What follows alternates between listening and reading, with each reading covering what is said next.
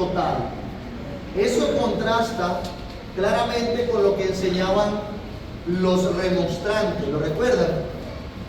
Ellos enseñaban que el hombre no está muerto en sus delitos y pecados, sino que tiene una partecita viva.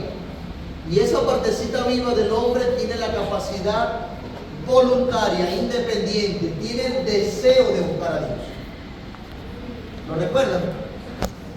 ¿Están conmigo? ¿O no hemos llegado? ¿Terminamos de aterrizar? ¿Todo bien por allá?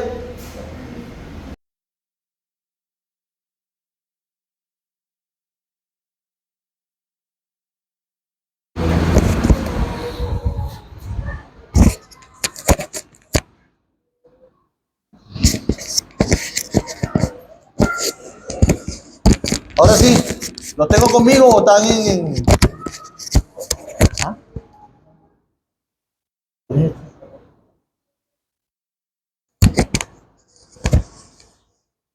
Ahora sí, ¿verdad? Perdónenme, es que hasta yo me distraje entre tantas cosas. Bien. ¿A dónde quedé? Ok, la depravación total. Decíamos de la depravación total, que es una doctrina profundamente bíblica, pero que en su momento histórico los remonstrantes trataron de contradecirla.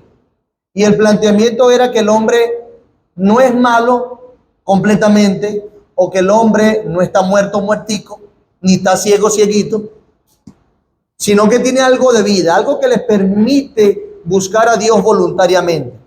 Sin embargo, cuando aclaramos por las escrituras, por la palabra de Dios, lo que significaba la depravación total o la inhabilidad total del hombre, decíamos que eso significa que el hombre está incapacitado por sí mismo de darse vida a sí mismo. El hombre, como un muerto espiritual, no puede vivir por sí mismo. Eso es lo que decíamos. El ejemplo más común que se ha usado es llevar a la realidad la comparación. Noten, muertos espirituales viene de lo que nosotros conocemos como la muerte física, ¿correcto? Y por eso, si llevamos hasta el final ese ejemplo, pudiésemos decir, ¿cuántos muertos se levantan si usted va al cementerio y le dice, muerto, levántate? ¿Verdad? El muerto está muerto, el muerto no oye, el muerto está muerto. Muerto. No entiende. No puede percibir las cosas de Dios porque está muerto. Y la Biblia habla así de los muertos espirituales, de los que no tienen a Cristo. Sus intereses no son Dios, son propios.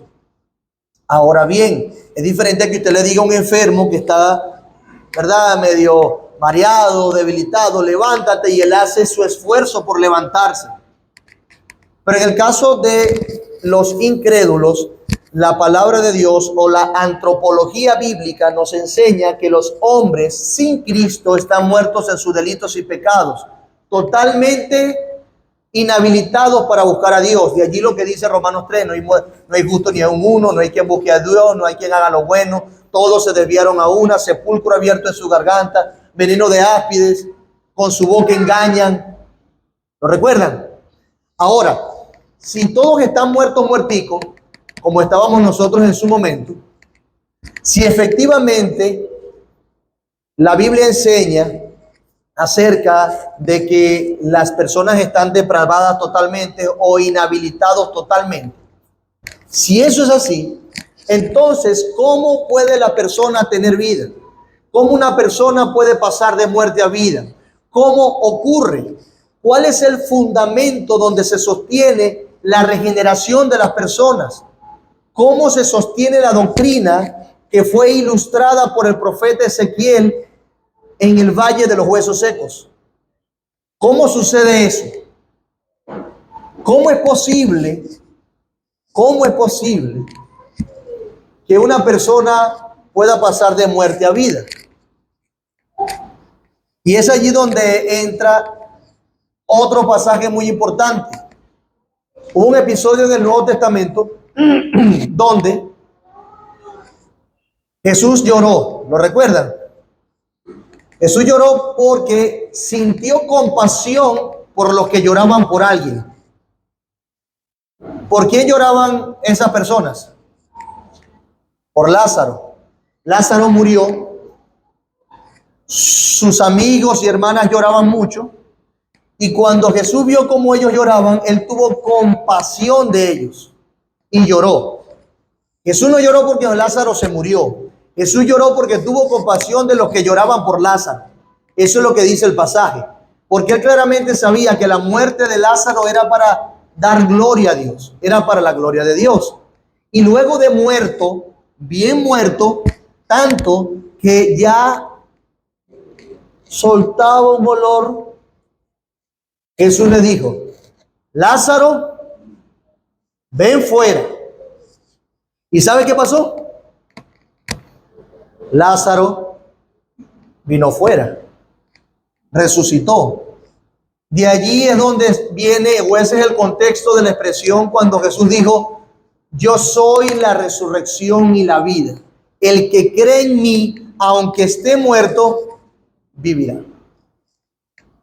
Entonces, vemos que tiene que ser por el llamado de Jesús eficaz sobre una persona. Pero ese llamado eficaz de Jesús sobre una persona es lo único que puede dar vida.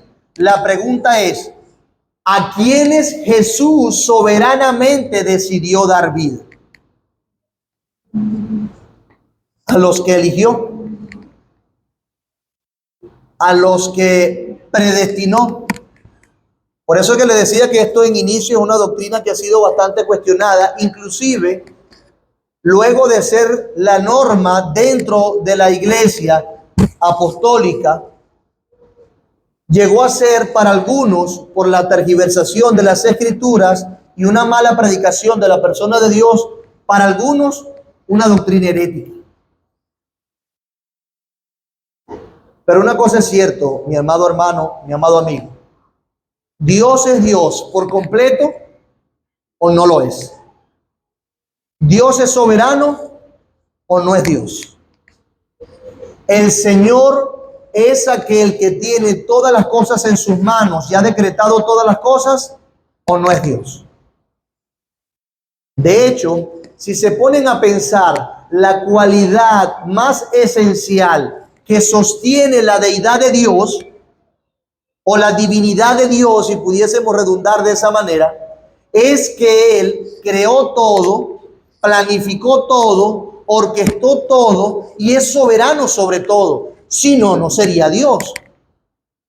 Ante un Dios así es que las personas deben y pueden arrodillarse, porque todo es de Él y todo le pertenece a Él y todo es por Él y para Él.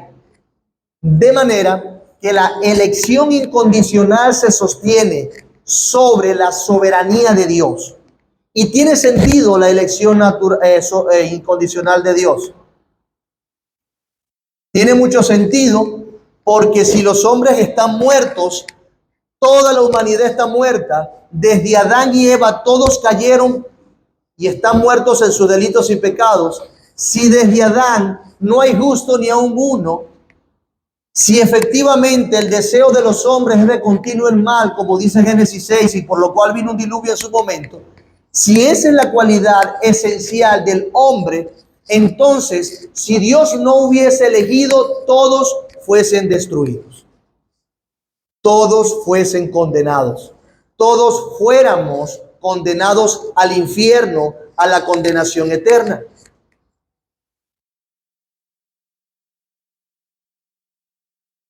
Es un pensamiento lógico sencillo que la Biblia promueve mucho. Si estás muerto, Dios entonces te elige a ti. De hecho, podemos verlos en los ejemplos bíblicos. Dios en este caso, como leímos en Romanos 9, eligió a Faraón para endurecerlo y mostrar en él su gloria. Dios endureció al Faraón para mostrar en él su poder, sí. Pero también podemos ver antes que eligió a Abraham. ¿Quién era Abraham?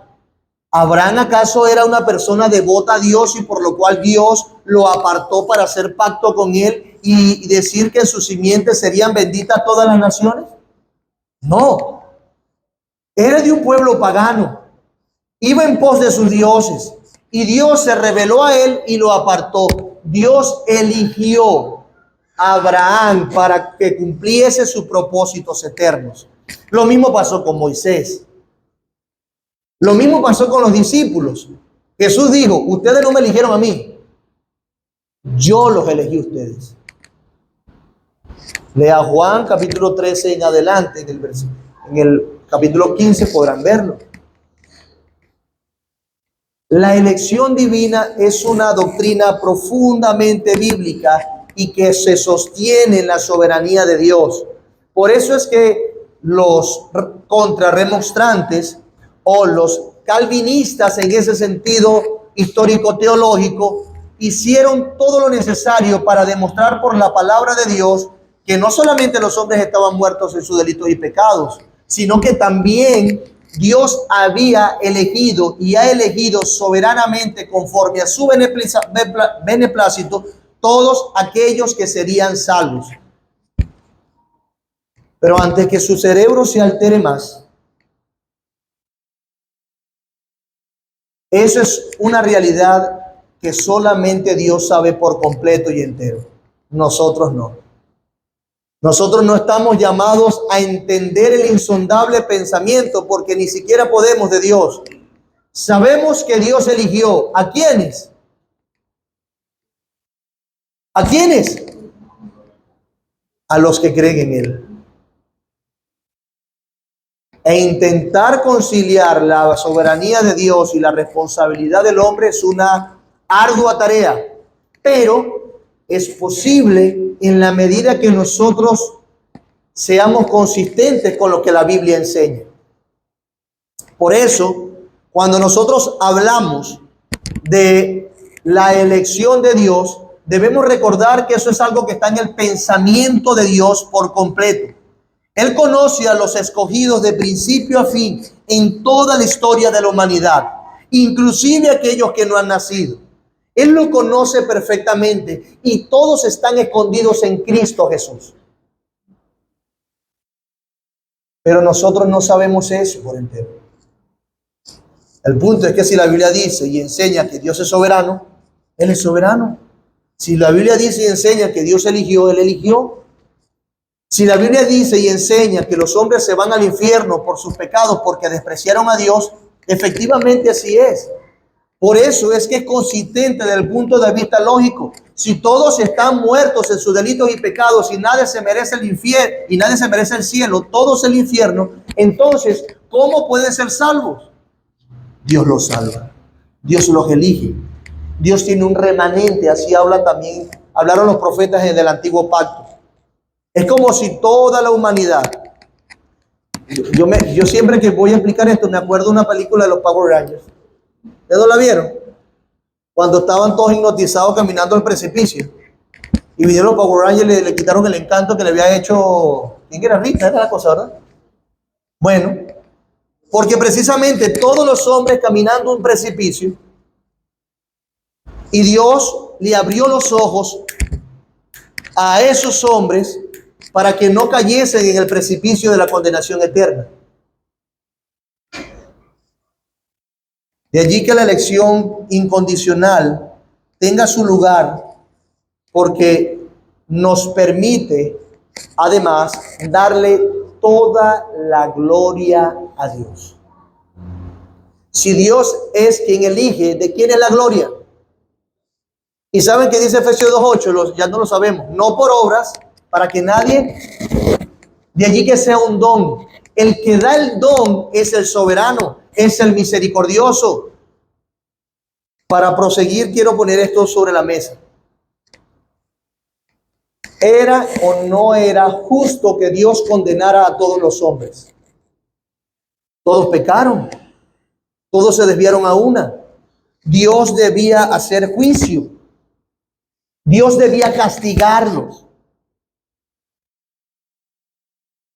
El mismo Espíritu Santo nos dejó episodios bíblicos para fortalecer esta idea.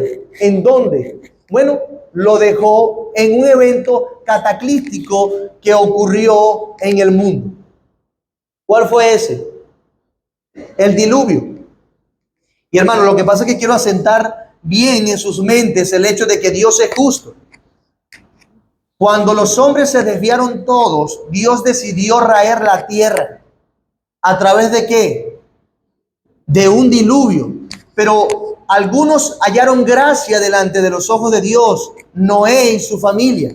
Pero noten, no es que ellos se ganaron hacer el arca, ellos hallaron gracia. Fue un regalo, Dios condescendió y los eligió para que ellos ahora fueran los padres de la próxima generación, o mejor dicho, de las próximas civilizaciones en el mundo. Pero es justo que Dios castigue, porque Él es santo y los hombres pecaron y se desviaron contra Él, no lo amaron. Es decir, si Dios destruía la humanidad o efectivamente destruía por completo a Adán y Eva en el principio, era totalmente justo y eso le daba gloria a Él. Pero Él no solamente decidió mostrar o traer gloria a su nombre aplicando justicia, sino que decidió traer gloria a su nombre teniendo misericordia. Así que la elección divina, la elección incondicional y soberana de Dios llega a ser también una expresión de su misericordia. Dios, teniendo que destruir a todos, no lo hizo. Decidió salvar a pecadores. No pudiese ser de otra manera. Dios es misericordioso y por eso elige. Aquí hay una lógica coherente. Dios tuvo que salvar fundamentado en su soberanía y en su elección. Insisto, Dios, todos los que creen de verdad y han sido regenerados es porque han sido elegidos por Dios. Pero ¿cuántos conoce usted que son elegidos de Dios? Si usted pudiese pararse en la Torre Sindoni arriba y ver toda Maracay, ¿pudiese identificar a los escogidos de Dios? Si usted pudiese revisar la base de datos de las redes sociales en Latinoamérica, ¿usted pudiese verificar quiénes son los escogidos de Dios? ¿Qué es lo que sí sabe usted? Que el Señor es bueno y misericordioso, que tiene pueblo afuera y que Él es glorificado cuando usted y yo predicamos el Evangelio, atrayendo a las personas a Cristo. Eso es lo que sí sabemos. Eso es lo que se nos reveló. No quiénes, para estar diciendo dedo a dedo quién es o quién no es. Ese no es nuestro trabajo, ese es el trabajo de Dios. Dios es quien sabe. Mi trabajo es ir y predicar el Evangelio. Y no solamente eso, sino seguir el ejemplo de Pablo, quien dijo, todo lo soporto por amor a los escogidos. ¿A quién? Eso lo dice Pablo. ¿Por qué soportaba todo? Porque sabía que Dios tiene un pueblo allá afuera y que por lo tanto podía sufrir lo que sea, sabiendo que Dios iba a salvar a pecadores. Eso es misericordia. Por eso es que les digo, la elección soberana e incondicional de Dios descansa también en su misericordia. Él quiso salvar. Él quiso traer vida a los que estaban muertos espiritualmente hablando. Dice, o pudiésemos definir entonces la doctrina de la elección de la siguiente manera. Escuche bien. ¿Qué es la elección incondicional? Es la selección soberana que Dios realiza de ciertos individuos desde antes de la fundación del mundo para que estos sean salvos. Esta elección descansa completamente en la voluntad de Dios y no está basada en ninguna respuesta al evangelio u obediencia que Dios haya provisto en ellos, tal como el arrepentimiento y la fe. Al contrario, es Dios quien da la fe, es Dios quien da el arrepentimiento a cada individuo que le escoge. Estos actos son el resultado, no la causa de la elección divina. Y aquí quiero detenerme un momento. Pastor, pero yo ven acá, yo elegí a Dios. Yo lo escogí. A mí me dijeron arrepiéntete y yo me arrepentí. A mí me dijeron cree y yo creí. Sí, eso es verdad y está bien. Pero el arrepentimiento y la fe es la consecuencia de la elección divina, no la causa. Dios no te eligió porque te arrepentiste. Tú te arrepentiste porque Dios te eligió. ¿Ves la diferencia? Tú tuviste fe porque Dios te eligió, no al revés. Tú pudiste llegar a los pies de Cristo, como decíamos antes, fue porque Dios te trajo a Jesús. Así habla Cristo. Todos los que el Padre me da, yo no los echo fuera. Los que vienen a mí es porque el Padre los ha traído a mí. Una vez más, que tú seas cristiano y ahora tengas por herencia el reino de los cielos y hayas escapado del infierno, no descansa en tu poder persuasivo o en tu inteligencia. Descansa en que Dios te eligió y por su misericordia te dio vida. La gloria es de Él, no tuya.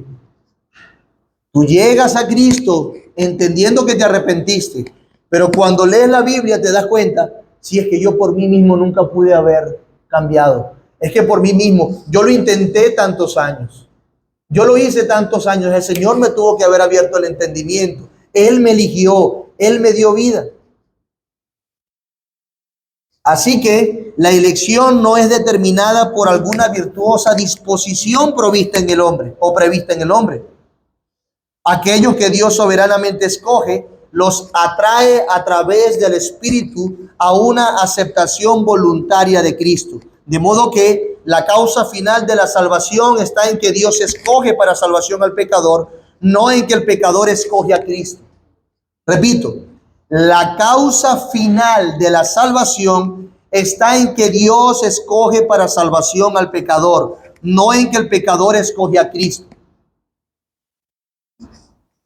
Dicho de otra manera, según Edwin Palmer, la elección divina significa que Dios escoge a algunos para que vayan al cielo, mientras que a otros los deja en su estado, dejándolo en sus propios caminos, endurecidos. Esto es importante verlo así, amigos y hermanos, porque la gente cuando va caminando hacia el precipicio va decidida y resuelta a lanzarse en su precipicio. No es que va en el camino rogándole a Dios que lo salve. Va en el camino estando en guerra con Dios. De hecho, el precipicio es el lugar más distante de Dios y ellos quieren ir allí. Así están los muertos en sus delitos y pecados. De allí que algunos en esta época sean tan claros y sinceros, cosa que le agradecemos.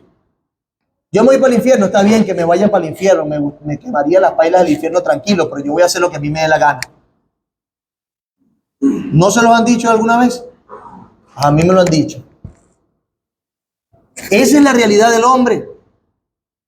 Son consistentes algunos, otros no tanto. Por eso es que en su camino al precipicio, lejos de Dios, Dios más bien les da vida, los agarra soberanamente y cambia su corazón, y esas personas voluntariamente escogen a Dios. Voluntariamente. Voy a leer un pasaje,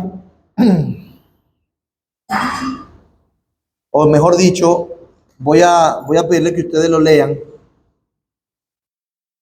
Primero leo yo uno y ustedes leen segunda de Tesalonicenses 2:13.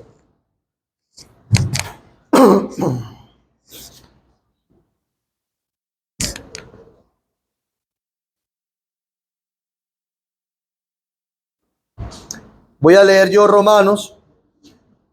Sí.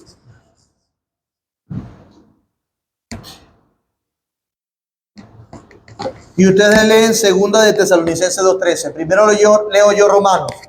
La pregunta es esta: pastor, ¿de dónde usted saca toda esa información? Usted como que está loquito. Bueno, pero vamos a ver entonces lo que dice la Biblia. No me crean a mí. Romanos 9:10 al 15 dice, como leímos ahorita, y no solo esto, sino también cuando Rebeca concibió de uno de Isaac, nuestro padre, entre paréntesis, ¿sí lo ven? Pues no había aún nacido, ni había hecho aún ni bien ni mal, para que el propósito de Dios conforme a la elección permaneciese, no por las obras, sino por el que llama. ¿Qué se le dijo a nuestro padre? Isaac, según el pasaje. El mayor servirá al menor, como está escrito, a Jacob amé, mas a Esaú aborrecí. ¿Qué pues diremos? ¿Hay injusticia en Dios? A mí lo que me parece interesante es que Pablo sabía que iban a saltar algunos a decir, pero entonces Dios es injusto. ¿Cómo es posible que Dios elige que a lo que Él quiere? Bueno, pero Él no es Dios. Él no es Dios. ¿Hay injusticia en Dios? Pablo responde, en ninguna manera. Pues a Moisés dice, tendré misericordia del que yo tenga misericordia y me complaceré del que yo me complazca. En otros términos, cuando Pablo introduce allí el término misericordia, está diciendo, nadie se merece que yo lo elija. Más bien estoy teniendo misericordia de algunos. Nadie se merece que estar conmigo, pero estoy teniendo misericordia de ellos. Por eso es que dice, tendré misericordia del que yo tenga misericordia. Y me compadeceré del que yo me compadezca. Ahora, segunda de Tesalonicenses 2:13. ¿Quién lo tiene? Pero nosotros debemos dar gracias a Dios, que con nosotros. Hemos hablado por el Señor de que Dios ha escogido desde el principio a la salvación, mediante la santificación por el Espíritu y la fe en la verdad. Ahí está claro también. ¿Por qué debían dar gracias los de Tesalónica, según Pablo?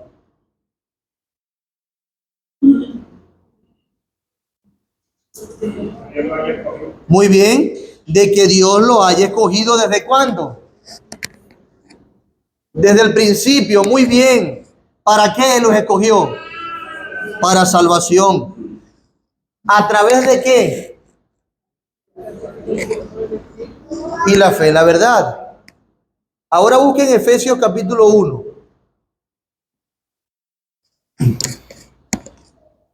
Son pasajes que están muy claros allí. Efesios capítulo 1, vamos a leer desde el versículo 3 al versículo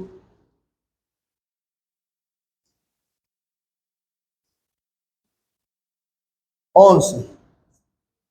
Efesios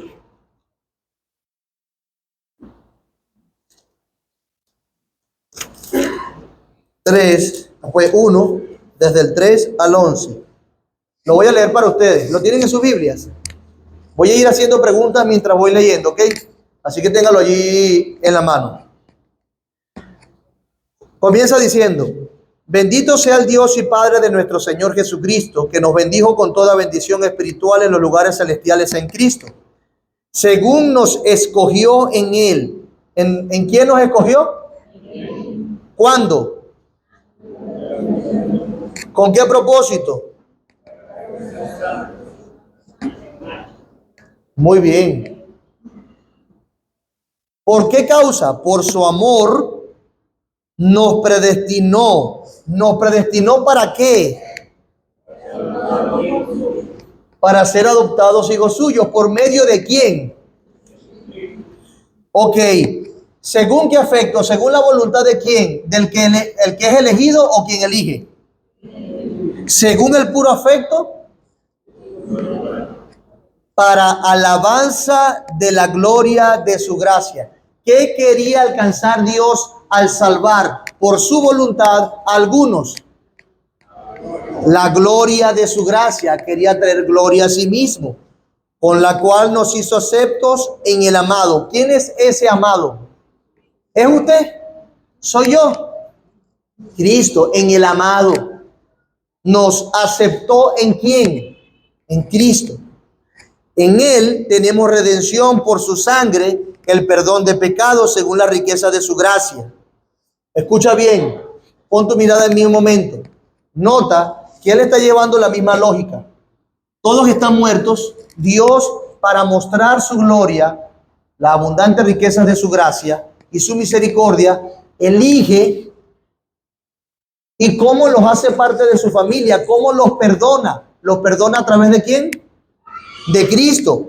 Los redime. Ellos estaban muertos, ellos no se merecían nada, pero Dios los redime. Por su gracia les da perdón de pecados según la riqueza de su gracia, que hizo sobreabundar para con nosotros en toda sabiduría e inteligencia. Versículo 9.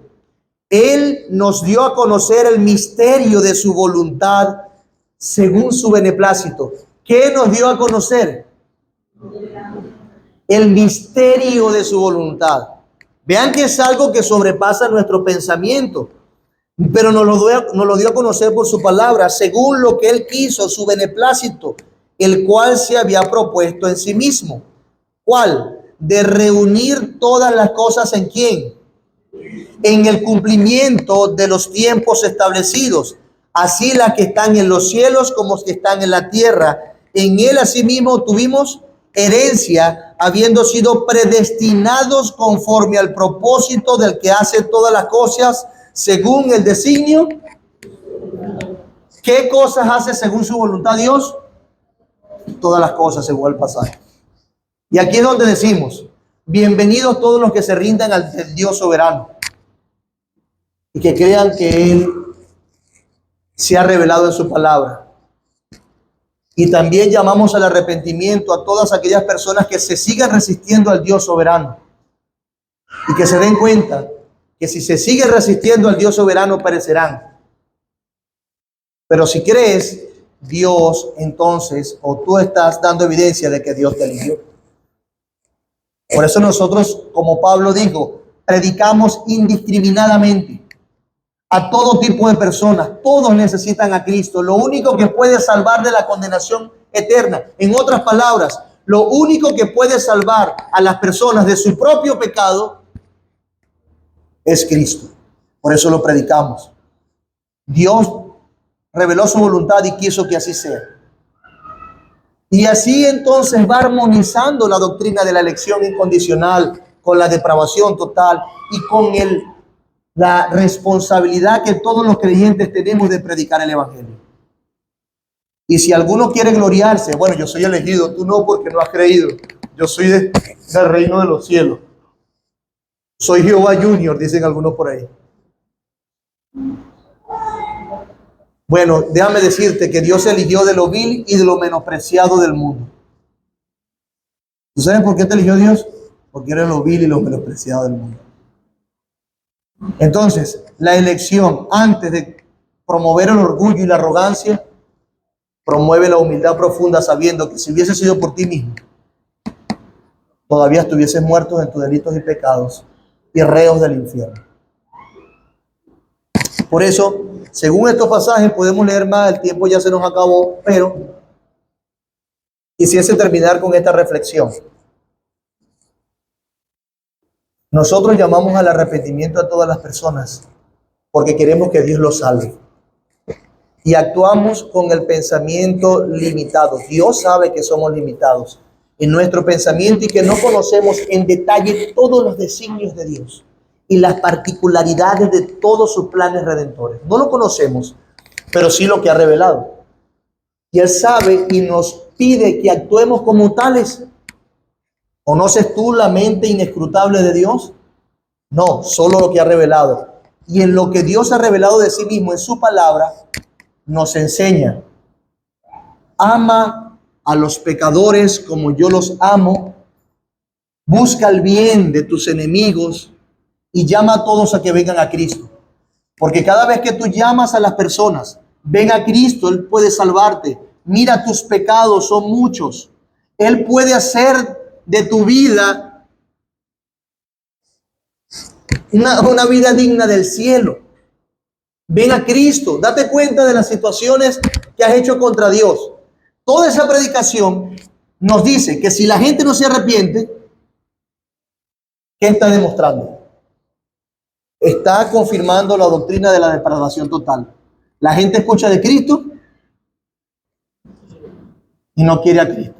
Pero ¿qué pasa si alguna de esas personas muertas escucha y reacciona, se arrepiente y cree? Entonces está dando evidencia de que Dios lo ha apartado. Es sencillo como eso. Tan sencillo como decir, todos los que desprecian a Cristo, el amor redentor de Dios, están mostrando lo que son. Desprecian al único Dios verdadero. Una vez más, Juan 3. Y la luz vino al mundo y los hombres amaron más las tinieblas que la luz porque sus obras eran malas. ¿Cuál es esa luz que vino al mundo? Todavía siguen sin creerme. Bueno, piensen en lo que hicieron con Cristo. Él vino a salvar y lo mataron. No queda duda de que Dios tiene que elegirnos para poder ser salvos y que la elección incondicional de Dios descansa también en sus misericordias. Dios ha decidido salvar soberanamente a aquellos que antes eran sus enemigos. Los ha hecho sus amigos. Así que no sea un obstáculo para ti, mi amado amigo. No voy a creer porque Dios no me eligió. Estás actuando como un necio que efectivamente está rechazando al Dios soberano. Porque si efectivamente creyeras, demostrarías con humildad que te apegas y le crees a ese Dios soberano que gobierna todas las cosas, inclusive sobre tu propia alma. Así que ya sabes que no es una excusa. Cree en el Señor Jesús y serás salvo. Ven a Cristo y tendrás vida eterna. Entiende que tus pecados te separan de Dios. Y mi amado hermano, lejos de enorgullecerte y llenarte de arrogancia porque dices que eres cristiano, la elección produce humildad. ¿Eres humilde? ¿Te arrodillas frente al Dios soberano? ¿Te sometes a Él? El Señor nos ayude, ¿verdad? Bueno, hermanos, ¿hay alguna pregunta?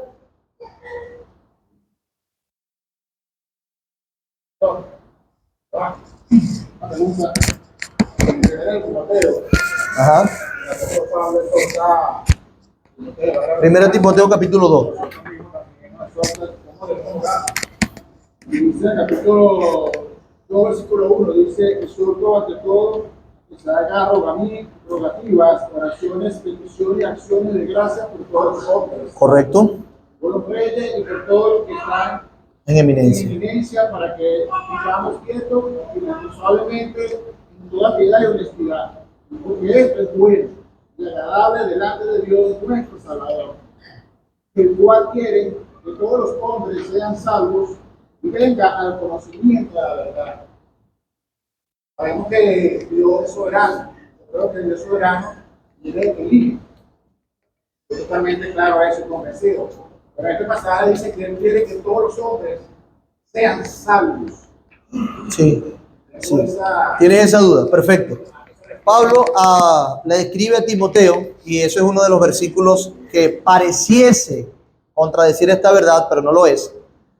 Porque Pablo, si vemos el contexto, y de hecho estamos estudiando libros textos fuera de contexto para ver la cosa en su contexto, dice, hablando de la oración, invitando a los hermanos que oren en la iglesia de Éfeso, instruyendo a Timoteo, les dice que oren por ellos, que no porque ustedes sean el pueblo de Dios, lo voy a poner en mis palabras para que todos lo entendamos, porque nosotros seamos el pueblo de Dios no significa, y como aquellos nos gobiernan de una manera tirana, no significa que nosotros no vayamos a orar por ellos.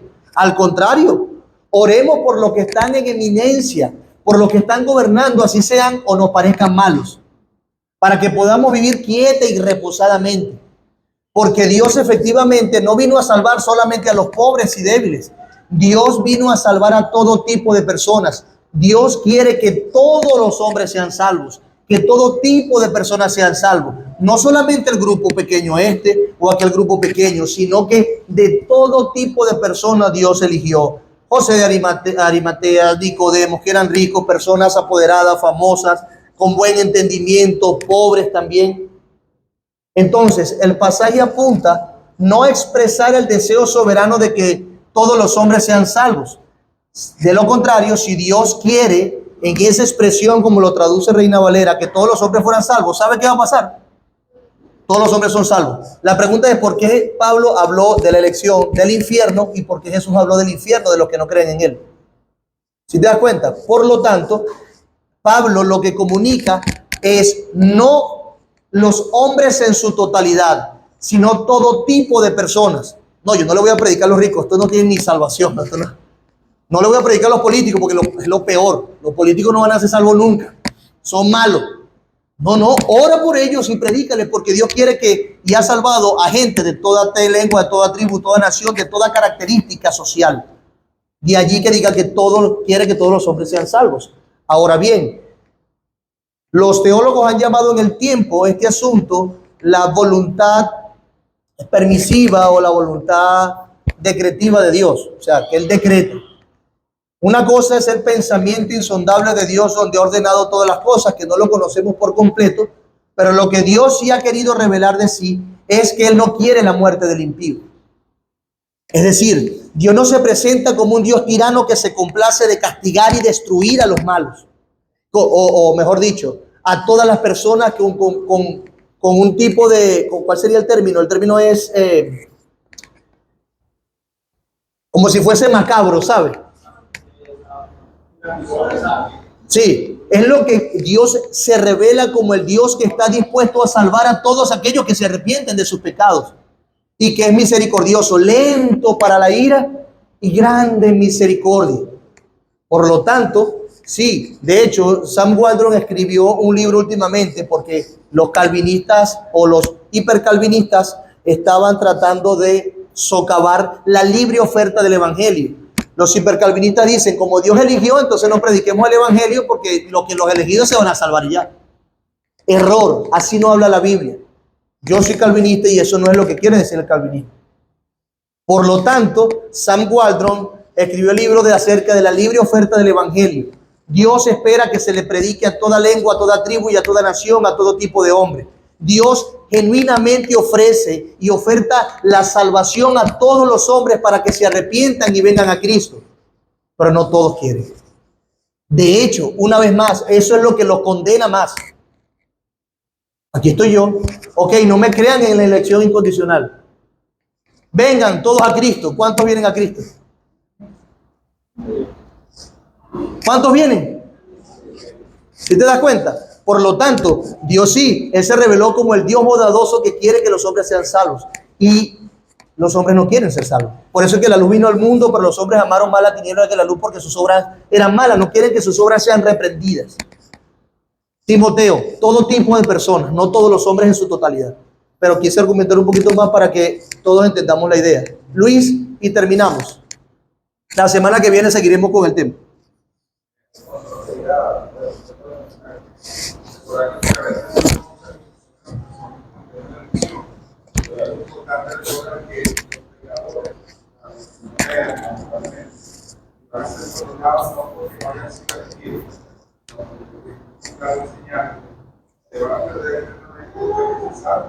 Muy bien. Es porque rechazan a Cristo.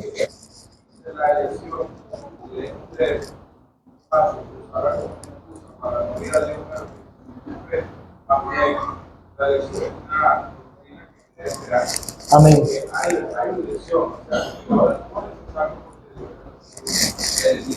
Amén. ¿Cuántos entienden aquí perfectamente cómo funciona el universo? ¿Algún astrofísico entre nosotros? Nadie, ¿verdad? Bueno, el hecho de que usted no entienda completamente cómo funciona el universo no significa que el universo no exista y que Dios no lo haya creado y que no sea consistente y armonioso para que nosotros existamos hoy. Aplique el mismo principio a la doctrina de la elección incondicional y tendrá paz. Padre, gracias por tu palabra. Gracias también por haber traído conmigo a nuestros hermanos de San Carlos, Señor. Bendícenos en este tiempo y síguenos acompañando, por favor. Haz bien a los que no han creído en ti, por favor, que puedan amar tu palabra y amarte a ti. Sálvalos. Y si hay alguna duda en nuestras mentes que haya quedado, por favor, disípala por tu Espíritu Santo y usa tu palabra. En el nombre de Jesús oramos y te damos muchas gracias. Amén. Hermano, tenemos unos 10 minuticos. Vaya, use el baño, estire las piernas y nos vemos en breve para comenzar nuestro tiempo cultico.